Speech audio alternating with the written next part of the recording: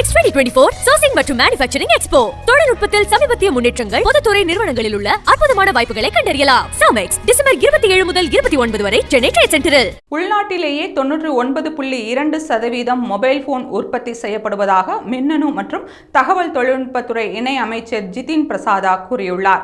இதுகுறித்து நாடாளுமன்றத்தில் பேசிய ஜிதின் பிரசாதா, கடந்த 10 ஆண்டுகளில் உள்நாட்டு மின்னணுவியல் துறை கணிசமான வளர்ச்சியை கண்டுள்ளது. இந்தியாவில் எலக்ட்ரானிக்ஸ் உற்பத்தி மதிப்பு 2014-15 நிதியாண்டில் 1,09,366 கோடி ரூபாயாக இருந்த நிலையில் அது 2023-24 நிதியாண்டில் 9,52,000 கோடி ரூபாயாக அதிகரித்துள்ளது.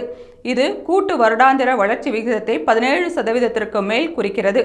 இறக்குமதியாளராக இருந்த இந்தியா இப்போது மொபைல் போன்களை ஏற்றுமதி செய்யும் நாடாக மாறியுள்ளது என்று தெரிவித்தார்.